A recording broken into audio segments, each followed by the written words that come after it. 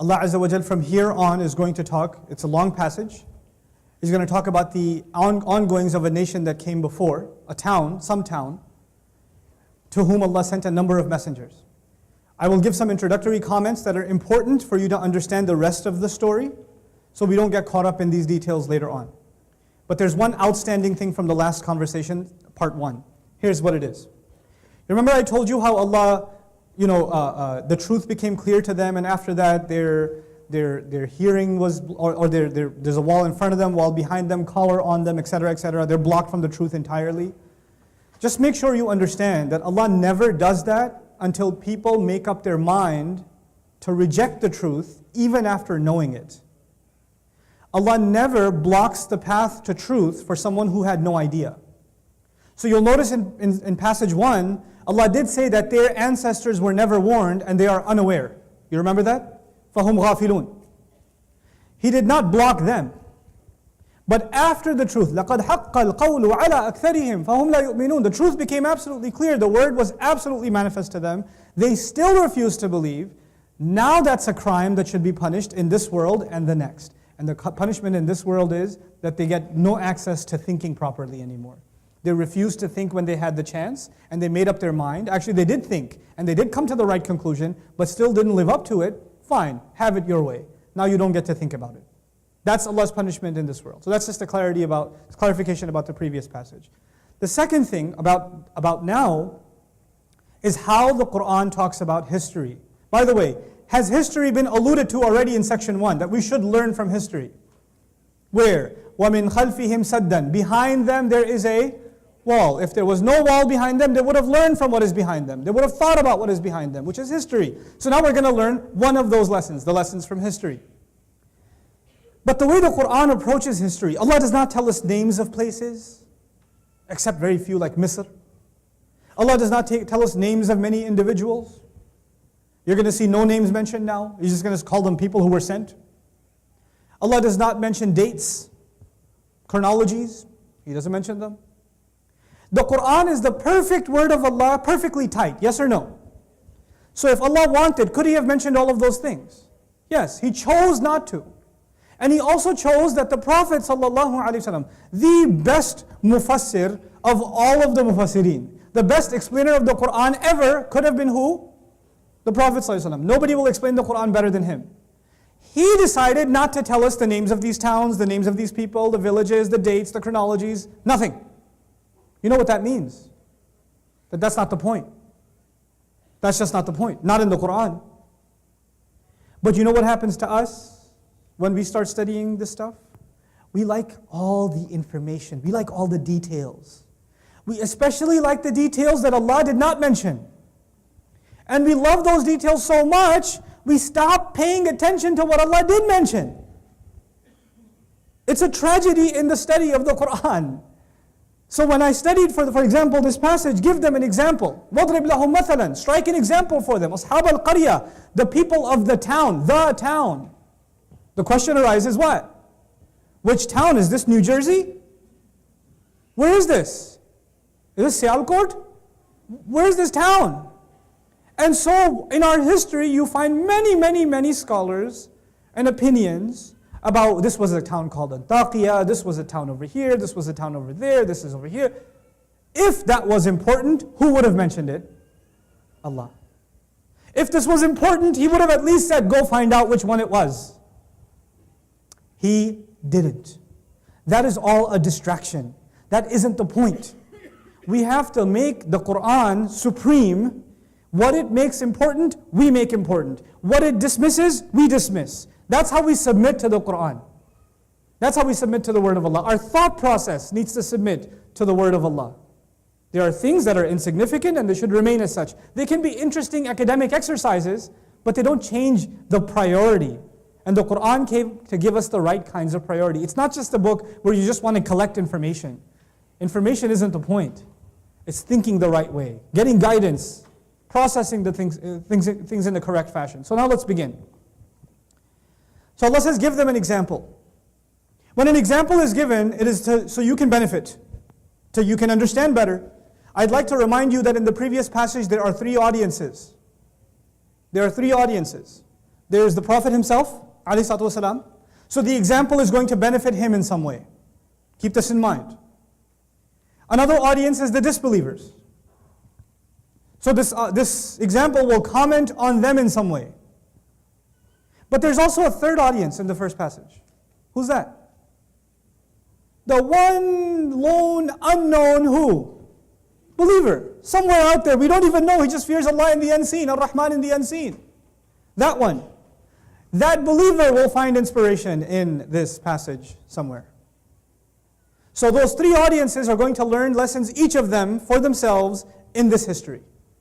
Allah would begin. وَضْرِبْ لَهُمْ مَثَلًا أَصْحَابَ الْقَرْيَةِ. The town. Give them example of the town. How did Allah describe Quraysh? Did He describe them as the nation? He described them as a nation. And everybody knows who they are, and still Allah made them unknown, like you are insignificant, a nation. And nobody knows what this town is, but instead of saying a town, He called it the town, because this example is more significant than you people. See what Allah made important and what Allah made unimportant? Just by using al-qaryah. إِذْ جَاءَهَا الْمُرْسَلُونَ. When those who were sent came to it. Now I want you to think about my language. It's going to be hard to explain, but I'll try to make it easy. Give the example of the people of the town when messengers came to it. People of the town when messengers came to it. What is it? The town. I was expecting Allah to say, give the example of the people of the town when messengers came to them. Yes? But instead of coming to them, Allah says they came to it. What's the difference? Does it make a difference? Absolutely it does. If you came to them, then the only concern you have is them. If you came to it, that town will be around for generations. They will not be around for generations. But what should be around for generations? The town. Messengers come so they can give guidance to the people in front of them, and through them their children, and their children, and their children, and their children. They are concerned with the much larger audience, the longer ramifications of da'wah. So they don't just think about the short term. If they only thought about the short term, it would have said they came to them. But Allah says no, they came to it. They want this town to survive. Messengers don't come to destroy towns. Messengers come to sustain towns. These towns were already on the verge of destruction. They had already, people think, when messengers come, Allah destroys towns. That's how our formula works in our head. That is immature. Nations were already about to be destroyed because of their sins. Messengers came as a last hope. Fix yourself. They didn't come to destroy, they came to fix. And then people start blaming the messengers. Because of you we got destroyed. Actually, you were heading down Terminal Cancer Road all on your own.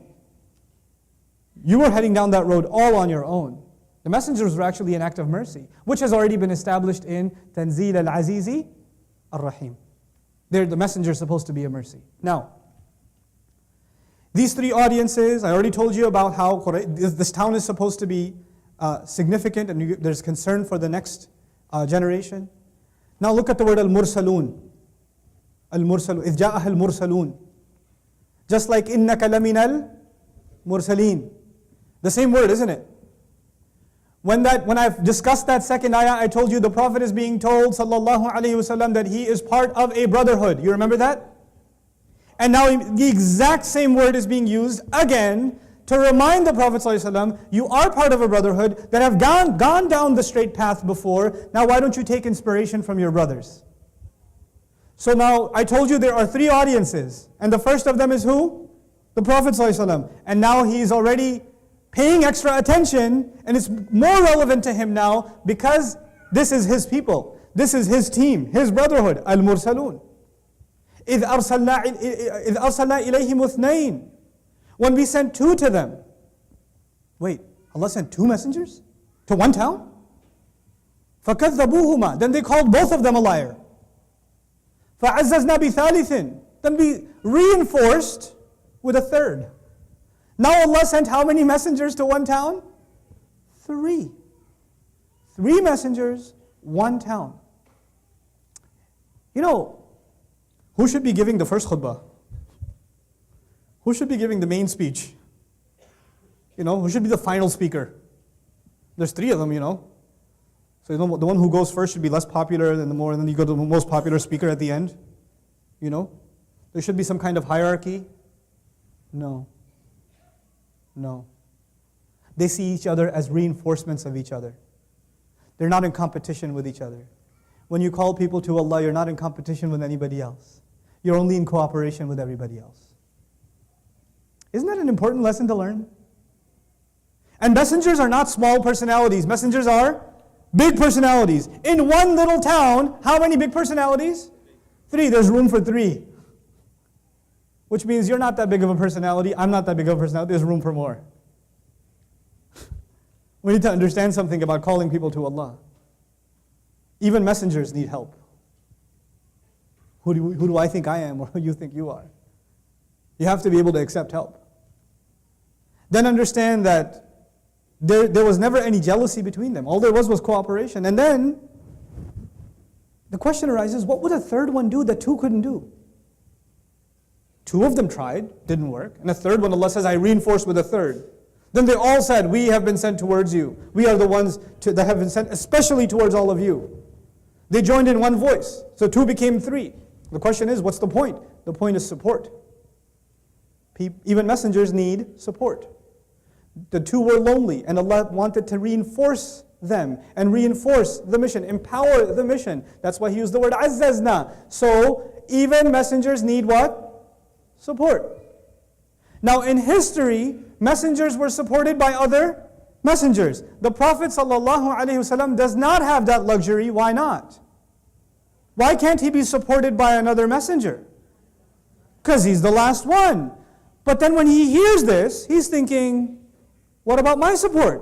But that's already been answered. Because Allah's support, you know the word azzazna? Even if you don't know Arabic, azzazna. What name of Allah came from the same root? Tanzeel al-Aziz al-Rahim. Allah has already given the Prophet support with His own words. Where messengers had to come to give support, my message comes and gives you support. He has given him Qur'an that is more powerful than any messenger could have been. Alayhi salatu wassalam. So now that's their support, but that was his support. فَقَالُوا إِنَّا إِلَيْكُمْ مُرْسَلُونَ. Now the last point about this ayah that I want to make is that, the fact that there were 3 of them, and nobody listened, is actually not depressing to the Prophet ﷺ. There's only one of me. There were 3 of them and they still didn't listen.